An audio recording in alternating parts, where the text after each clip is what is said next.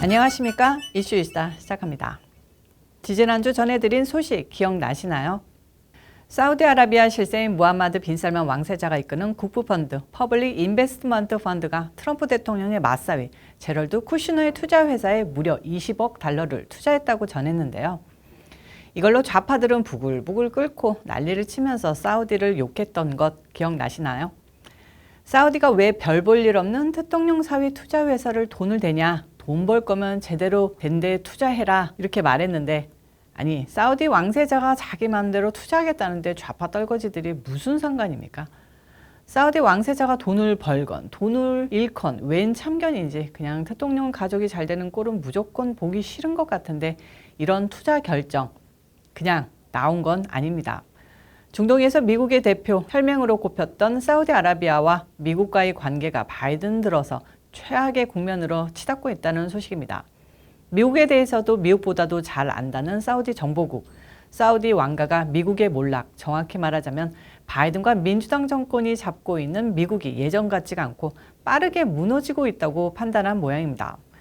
역사적으로 미국과 사우디아라비아의 관계는 석유의 안정적인 수급과 중동 내에서 이란에 공동 대응할 수 있는 세력을 원하던 미국과 왕권 안정 및 이란 등 위협 세력으로부터의 안전 보장을 원하던 사우디아라비아의 이해관계를 통해 유지 및 발전되어 왔다고 보면 됩니다.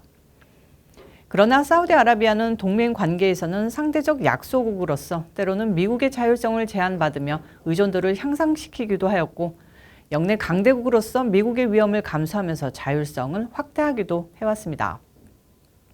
미국이 갑이면 사우디가 을이었는데요. 이건 기축통화로서 달러를 무한정으로 찍어대며 사우디의 원유를 무한정 사주는 미국이었기에 가능했었습니다. 이런 가운데 사우디아라비아의 대외 정책 변화를 이끈 것은 행정부 교체에 따라 달라진 미국의 동맹국 정책과 그로 인해 변화한 동맹 신뢰성이었다고 보면 됩니다. 즉 중동 개입을 강화하는 부시 행정부 시기, 동맹국 의존성을 강화하던 사우디아라비아의 대외 정책은 역의 균형을 추구한 오바마 행정부를 거치면서 점차 자율성을 확대하고자 하는 방향으로 변화했습니다. 중국의 그 부상도 한 원인이었죠. 현재 미국과 사우디는 앞서 말한 대로 최악의 관계로 보시면 됩니다. 표면적으로는 바이든 정부가 사우디 언론인 자말 카슈쿠치 암살 사건의 배후로 사우디 빈살만 왕세자를 지목하며 금이 가기 시작한 양국 관계는 우크라이나 전쟁으로 인한 유가 급등 상황에서 사우디의 석유 증산 거부로 이어지며 악화 일로를 걷고 있습니다. 특동령 시절에 석유 뽑아 안 뽑아? 그럼 미국 석유 뽑아서 너희 원유 가격 박살내줄게 이렇게 들었다 놨다 했을 텐데, 바이든 정부 하에서 미국 에너지 독립이 깨져버리면서 사우디의 힘도 못 쓰는 꼴이 돼버린 겁니다. 월스트리트저널도 사우디와 미국의 관계가 지속적으로 악화돼 한계점에 도달했다고 보도했는데요. 70년 동맹인 양국 관계가 석유 생산과 안보 문제, 러시아 제재에 관한 의견 불일치 등으로 위험에 처했다며 바이든 취임 후 양국의 관계가 급속도로 나빠진 과정을 소개했습니다. 내용 보면 미국과 사우디의 관계가 금가기 시작했던 건 바이든 정부가 2018년 발생했던 사우디 반체제 언론인 카슈쿠치 암살 사건의 배후로 무함마드 빈 살만 사우디 왕세자를 지목하면서입니다. 카슈쿠치는 워싱턴 포스트 현지 기자였는데요. 이번에도 또 워싱턴 포스트가 개입돼 있네요. 사실 이 사건은 특동령 시절 발생했는데, 특동령은 양국 간의 관계를 의식해 카슈쿠치 암살에 대한 사우디 측 조사에 대해 잠자코 있었는데요. 솔직히 이 문제는 내정 간섭으로도 볼 수 있는 문제죠. 트럼프 정부 시절 미국은 사우디와 카타르의 갈등에서 사우디를 지지하고 2015년 이란 핵 합의에서 탈퇴하는 등 사우디와 밀월 관계를 유지해왔습니다. 그런 밀월 관계를 워싱턴 포스트 현지 기자 하나 죽었다고 파탄 낼 수 없는 거 아닙니까? 아무튼 이런 관계는 바이든이 들어서면서 당연히 깨졌습니다. 우선 바이든은 대선 경선 때부터 왕세자를 살해 배우로 지목하며 공개 비판했는데요. 당연히 왕세자는 기분이 좋을 리 없었습니다.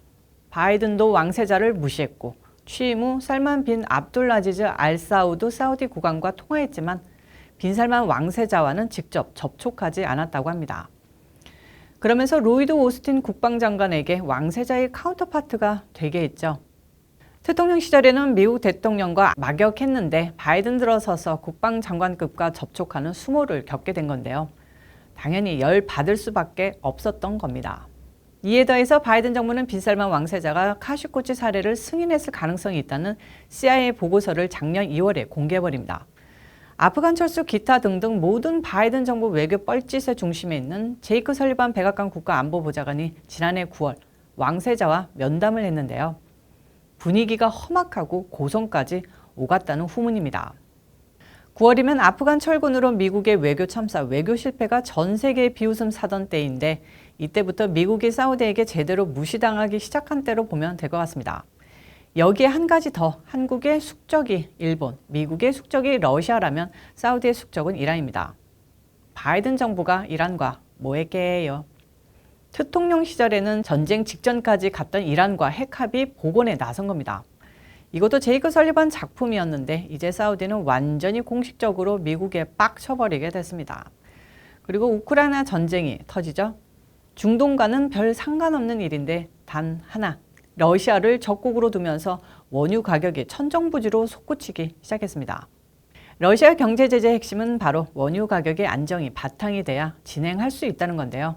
뭐 그런 건 생각도 안 하고 바이든은 진행시켜 해버렸습니다. 그러면서 오페크 국가들에게는 원유 가격 높아지면 미국, 유럽 경제 작살난다. 그럼 너희들 가만 안 둔다 하고 러시아를 뺀 나머지 오페크 국가들에게도 사정 반 협박 반 했는데요.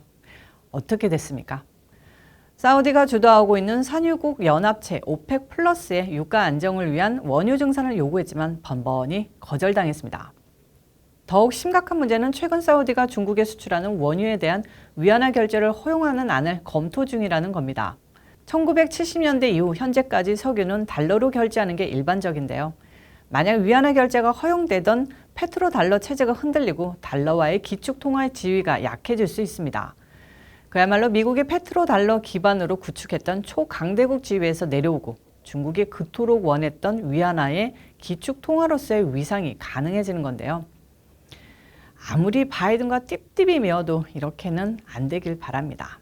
이런 까닭에 지금 미국 경제가 무너지고 있는 건 반은 아니더라도 4분의 1 정도는 사우디를 포함한 오페크 국가들이 충분히 원유 증산 안 해줘서라고 보면 될 것 같습니다. 우크라이나 전쟁 터지기 전에 이미 원유값 엄청 올라갔던 거 다들 기억하고 계신가 모르겠는데 이것도 다 오페크를 휘어잡지 못해서 생긴 일이죠. 그 이유는 바이든이 미국 내 원유 증산과 시추 개발을 중단시켰던 탓임은 물론입니다. 아무튼 이러니까 급해진 것은 바이든인데요. 그래서 빈살만 달래기에 나서기 위해 통화를 하고자 했는데 빈살만 왕세자는 그냥 쌩깠습니다. 현재의 갈등 수위는 최고조에 달해서 바이든이 직접 사우디를 방문해 달래려 해도 불가능하다는 것이 사우디 정부 관계자들의 반응이라고 합니다.